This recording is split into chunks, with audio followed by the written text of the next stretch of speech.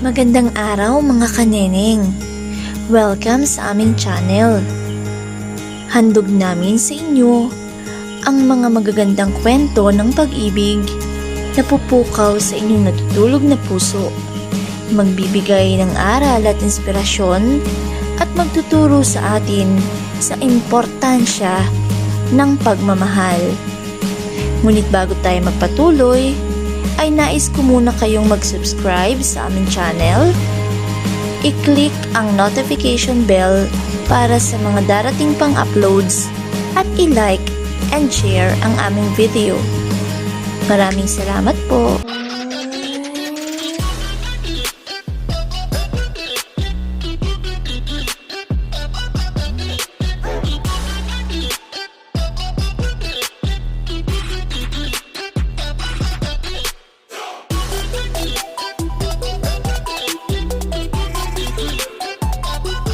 Wow! Kasalanan ko ba na sa akin dumidikit ang crush yung si Shane, a bear? Friendship kaya kami nito? Niisip-isip ko na lang habang nakatingin sa akin ang mga mata ng mga babae at lalaki sa campus. Lalo na ang mga bakla na halatang inggit na inggit sapagkat kasama ko ang isa sa mga gwapo sa campus, walang iba kundi si Shane. Nandito na tayo, Margo, sabi niya saka ibinigay ang bag ko. Salamat, I murmured. Hindi ko na siya tiningnan pa at mabilis akong pumasok sa room dahil 5 minutes late na ako. And you, Miss Almazera, why are you late? Malakas na sigaw ni Madam Brenda. Para siyang dragon na magbubuga ng apoy anumang oras. Ay, ako na naman ang pinag-initan niya. Sorry po, Madam, I'm sorry. Paghingi ko ng paumanhim. Siya ang science teacher ko. Ubo din pala siya ng sungit. Akala mo araw-araw may menstruation. Because you're late, Miss Almazera, can you discuss what is chromosome? Mataray niyang tanong sa akin. Hindi pa naman ako nag-review. Kakainis talaga. Ako agad, Madam. I'm not ready. Hindi ko na natapos ang sasabihin ko nang hinampas niya ang whiteboard gamit ang mahabang stick. Napaatras ako sa gulat at halos magkarera ang puso ko sa sobrang kaba. Madam, panimula ko. Hindi ko pa nagagawang ibaba ang bag na suot-suot ko. Chromosome is... Nauutal kong panimula sa pinapadiscuss niya sa akin. What now? Explain and expand. What is chromosome? Chromosome is a DNA molecule with part of all of the genetic material genome of an organism. Most eukaryotic chromosomes include packaging proteins which, aided by chaperone proteins, bind to and condense the DNA molecule to prevent it from becoming unmanageable tangle. Bahagya siyang napanganga sa narinig niya. Alam kong namangha siya sa sagot ko. Tatango-tango naglakad sa harap ng pisara. Continue. Another details about chromosomes. Chromosomes are normally visible under the light microscope only when the cell is in their condensed form, undergoing the metaphase of cell division where all chromosomes are aligned in the center of the cells in their condensed form. Very well said, Miss Almazera. Namamanghang pagsang-ayon ni Madam Brenda sa mga sinagot ko. Did you guys listen? We'll going have a long quiz about that topic later. Paghahamon ni Madam sa mga classmates ko. Nagsipag-ayos naman sila ng upo. You may take your seat, Ms. Almazera. Once malate ka pa ulit sa klase ko, you can't enter the class again. Understood? Yes, Madam. I'm sorry again. Nag-discuss pang muli si Madam Brenda tungkol sa topic. Lahat kami ay talagang nakinig dahil magbibigay siya ng 80 items na quiz pagkatapos. Quiz lang ang tawag niya doon. Grabing teacher ito. Ilang oras ang lumipas at pumatak na rin ang alas 5 ng hapon. Dismissal time na kaya kumpul-kumpul na naman ang mga estudyante rito. Chinat ko si Shane nang magkita na lang kami sa waiting area sa may main building. Nabasa naman agad niya yon. Papunta na ako ng waiting area nang mahagip ng paningin ko si Zach. Kasama niya si Eliza, ang tinaguriang queen ng campus. Nagsama ang dalawang flirt. Flirt lang naman yata siya ni Zach. Nagtama pa ang mga mata namin ni Zach ng mga oras na iyon. Ayoko na ng gulo kaya ako na ang unang nag-iwas ng tingin. Nilagpasan ko na lang silang dalawa. Nakarating naman agad ako sa waiting area. Akala ko may event dito. Hingal na hingal pa siya nang huminto sa tapat ko. Namumuo pa ang mga pawis niya sa noo kaya nakaramdam ako ng kaunting awa. Sinenyasan ko naman si Shane na mauna na sa kotse. Mabilis naman siyang umalis. Binalingan ko ng tingin si Zach na huminga ng malalim. Anong kailangan mo? Mayabang na tanong ko. Ngumisi siya ng bahagya saka nagsalita. Maang-maang ka pa? Sigaw niya sa mukha ko. Naramdaman ko pa ang pagtalsik ng mga laway niya. Kumunot ang noo ko sa sinabi niya. Hindi ko maintindihan na ipinaglalaban ng taong ito. What do you mean? Blankong ekspresyon na tanong ko. Nanlilisik ang mga matang tinitigan niya ako. Ano ang sinabi mo kay Jaira? Ha? Ano ang sinabi mo sa buong section mo na may girlfriend ako sa kabilang university? Dahil sa'yo hindi ako pinapansin ni Jaira ngayon. Natigilan naman ako sa sinabi niya. Hindi ko alam ang iniaakusan niya sa akin. Hindi rin naman kami close si Jaira para sabihin yun. Nilabanan ko ang nanlilisik niyang titig sa akin. Lumapit pa ako sa kanya para mas maabot ko siya kahit dihado ang taas ko. Pinasadahan ko ng tingin ng kabuuan niya. At saan mo naman niya nakuha? Kalmado ang tanong ng tanong ko sa kanya. Una sa lahat, hindi ko kinakausap sa room ang Jaira mo. Pangalawa, hindi ako mag-aaksayang magkalat ng chismis para siraan ka dahil hindi ko naman yun ikauunlad. Pangatlo, wala kang sapat na ebidensya para akusahan ako ng ganyan. Kaya sino ka naman para sigawan ako sa mukha ko mismo? Tiimbagang natanong ko sa kanya na kaagad naman niya yung kinagulat. Naiinis ako kay Zachary dahil sugod lang siya ng sugod nang wala naman siyang ebidensya. He doesn't have one. How dare you to accuse me? Wala akong pakialam sa'yo. Ang mahalaga sa akin ay ang tiwala ni Jaira na ngayon ay sinira mo na. Nang gagaliiting tanong niya, hindi naman ako nagpatinag sa paraan ng pagtitig niya sa akin.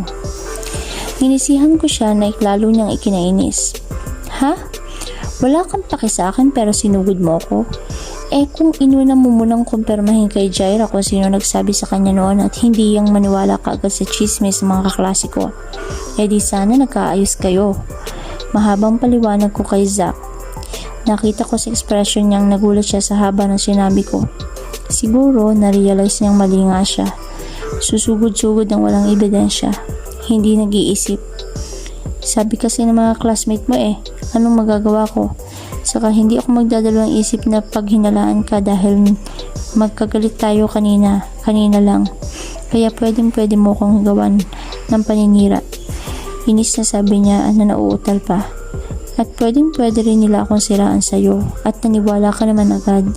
Tulad ng sinabi ko kanina, hindi ako mag-aaksaya ng oras para lang makipag-away sa'yo, siraan ka. Sigaw kong pabalik sa kanya. Base sa ekspresyon niya ngayon, alam kong nanggagaliitin na siya sa inis sa akin. Mabilis niya akong sinunggaban ng sampal pero mabilis kong nasalo ang kamay niya.